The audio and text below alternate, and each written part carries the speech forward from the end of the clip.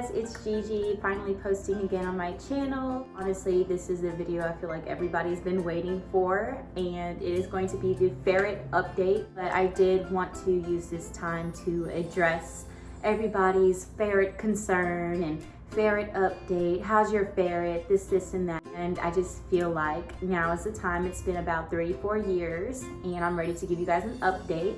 I went through all the comments today on my time being to see what comments I need to address, what popped up the most, and just to give you guys a little life update in general when it comes to my ferret.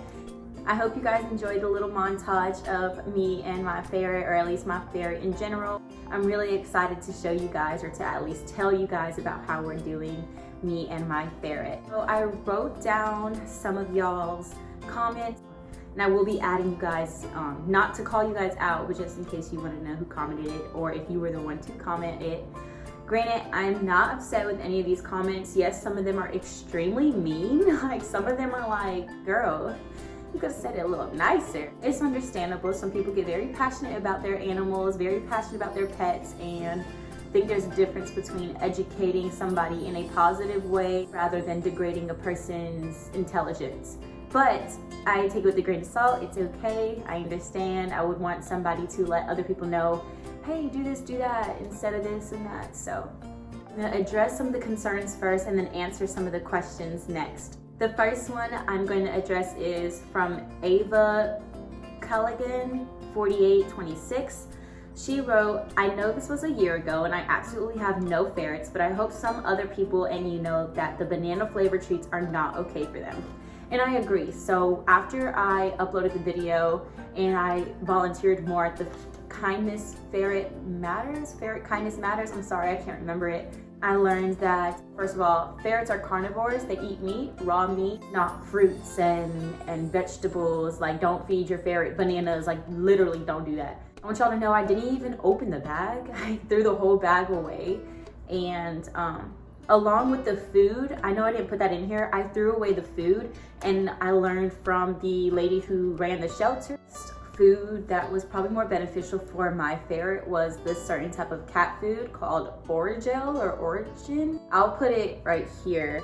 I instantly changed my food. Like I said, I didn't even go through the whole bag of the Marshall's food. I agree, the Marshall's pellet ferret food is not suitable or not nutrients enough. It's not good. It's still been like a rough journey when it comes to raw feeding. He looks at me like, girl, are you crazy? I'm not gonna eat that. I think it's just because he was so dependent on like the kibble or whatever when he was at Petco or PetSmart or whatever. And another thing, adopt your ferrets, don't buy your ferrets from Petco. Either way, I feel like I did save that ferret because nobody wanted him. He was alone in the cage. He was getting older. They literally gave me him for half off. He kept biting people. I trained him not to bite, but we'll talk about that later in the update. But yeah, Bethno 8648. Please, please, please don't buy anything from Marshall's. They're a terrible company. And yes, I agree. I'm gonna stop using a lot of things from Marshall's. The way that they breed their ferrets, the way that they treat their ferrets in general suck. I definitely stopped buying products from them just so it's kind of like a strike, but their ferret meals aren't good. They're not safe. They're not healthy for the ferrets. They stress them out. That's why they're so small in the stores. Their lifespan is shortened, and just adopt nearby if you can, or buy from a breeder who actually cares about ferrets. Brianna Barnes 5310. She said something about getting another ferret in a nicer way. She wrote a lot, so I can't remember what she said, but I would like to shout out on thank you for the approach that you said. And when it comes to another ferret, at the time, you know, I'm living underneath my mom's roof. I'm in college and I was, a little younger, and at the time I couldn't get a second ferret. Mind you, that ferret is used to being alone. He hasn't shown any sign of depressions. I take him to the vet. They said he's good and golden, nothing wrong with him, nothing like depressed or anxious wise, no signs of that. I am wanting to work on finally introducing another ferret his age from a breeder or from an adoption home when I get my own apartment, which will be soon, but just in the circumstance that I'm in right now, I can't. That is one thing I do recommend you getting 2 ferrets or more when you do purchase a ferret or when you do adopt a ferret. So Zoe DVD 8502 say, I have to say that the litter box is way too small. And I agree with you, the litter box was way too small. He could fit in it, he did use it, however, it wasn't to my liking after a while. I ended up just switching to straight up puppy pads. I laid the puppy pads up in the corner. He just goes in there, uses the bathroom in his cage, and then comes back out. Like, he knows that the bathroom corner pads, like the puppy pads, is his bathroom. The cleanup is really easy. I just fold the puppy pads, throw them in the trash, and then I clean the cage like I would normally. The cleanup is much easier than a litter. That's just my preference. I've seen a lot of other people do it that way, and I definitely don't have any more litter. I don't have no litter pellets. I don't have any litter hay. I don't have a litter box. Strictly puppy pads, fold it up, throw it away, clean, easy to go. So this one is probably the biggest complaint that I had on the video. Kirsten Carr 8405 said, if you are a true crime lover like me, if you like solving mysteries, or if you're good at cracking codes, or you want to be challenged, this is the perfect game for you. The Cold Case Crackers Murder Mystery Game. So I don't know if you guys saw my other video, me and my mom solving a little crime kit, but it was so fun. The company actually sent me another case to solve to put on YouTube, and unfortunately I cannot upload it, so I did want to give them a shout out. The case that they gave me, Clearwater Hotel Murders Case, it was so genius. The way that they bring these pieces together, they bring the puzzles together, they make the clues hidden, you have to figure it out yourself, yet they still have assistance if you need more clues on their website, so you don't get stuck and just be like, well, I'm gonna give up. So you definitely can complete it with your friends. I completed it with me and just my mom.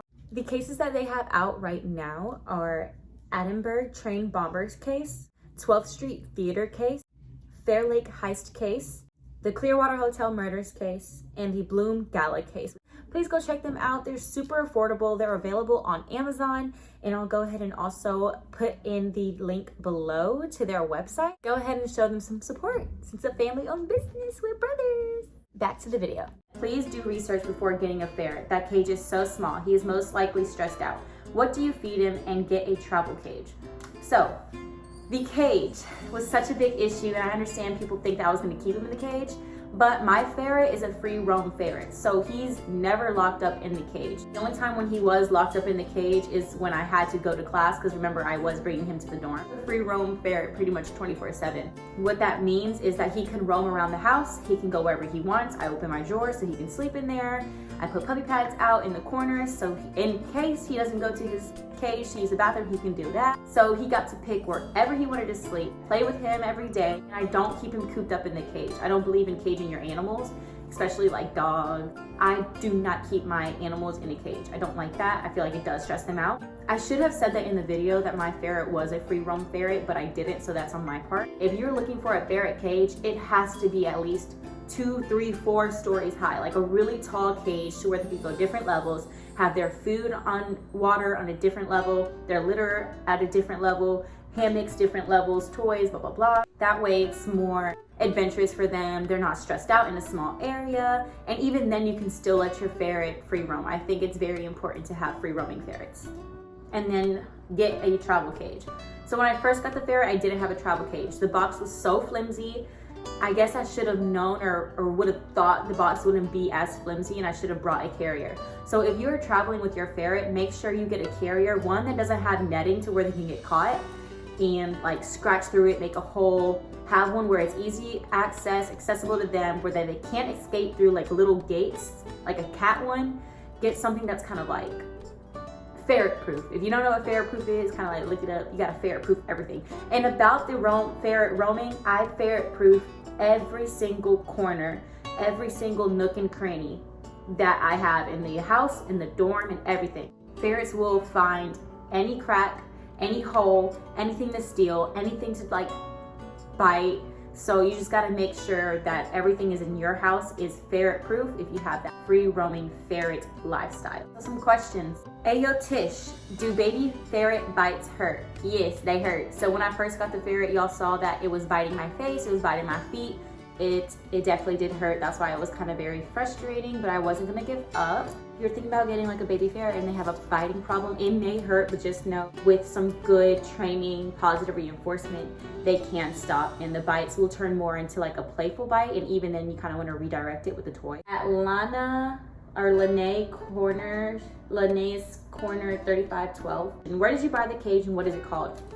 I bought the cage from the Kindness Ferret Matters Rescue Center, and it's called Ferret Nation. That was just a stack on. So they usually have like 3-4 stories worth. So you can get a huge cage from Ferret Nation. I still like the cages. They're easy to clean, easy to assemble, whatever the words are. One, Melissa Torres 1392. Wait, how is it an emotional support ferret? Okay, it's not a guide pet, or I don't know what they're called. If I figure it out, I'll put it right here.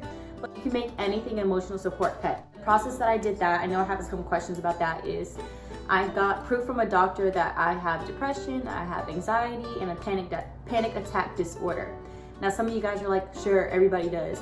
But for me, the reason why my ferret became my ESA is because I was alone in the dorms. College is hard, I was away from my family. Me caring for something that depends on my love, that I love back, like that created some type of relaxation. One time I was having a really bad panic attack and I just picked up my ferret and he just started like cuddling with me, and I was just like, okay, I'm not alone. Like, I have something that loves me. It sounds so weird, but if you have an ESA, you understand. I got documentation that I have these things, and then I went online for an actual ESA certification, and it needed a doctor's referral. So once I did all that, I gave it to the school, and I gave it to our disabilities section, ODA at the time, Office of Disability Accommodations, and they accepted it, and they allowed me to have the ferret in the room because of the emotional part of it. It's not like a guide animal for me. Like, it doesn't tell me like when my blood pressure is going low, high, I don't know. It's not like that type of support animal. So those are all like the main things, or the big things that I feel like needed to be addressed. If I didn't address them enough, I'm sorry. I'm kind of a weird mood. I've been a little down lately. So he does not bite anymore. Thank you to, put her whole like screenshot right here. But she said positive reinforcement, and that's exactly what I did the moment I saw that message. And I kid you not, my ferret went from biting me to kissing me. Like, this is so weird, but instead of like biting my face, if he licked my face, I'd give him like some type of positive reinforcement. I got a clicker too. I don't know who said that, but clicker training, that worked for me. So whenever he did do something positive, instead of biting my foot, let's say he licked my foot, ew, weird, right? I clicked it, and then I gave him a healthy treat. He never bites me. And I just want you guys to know, like, if you guys have a ferret that is biting, or if you have a ferret that's very vicious and angry right now, just know the root comes from something, and just be very patient, be positive reinforcement. And I just like to always say that although he was a biter, he saved me, I saved him. He helped me a lot emotionally. He still does help me emotionally. And I feel like I saved him in regards to not giving up on him. I love Malo to the moon and back. I literally just woke him up while he was sleeping, so I feel kind of bad. But this is the baby. Say hi to baby. So sweet. No biting. If anything, he gives me kisses. You guys see that? Now he's such a sweet man. He has developed like kind of like attachment issues. Scratches that might like to be picked up, not scratch, but he'll like be like, hey, pick me up.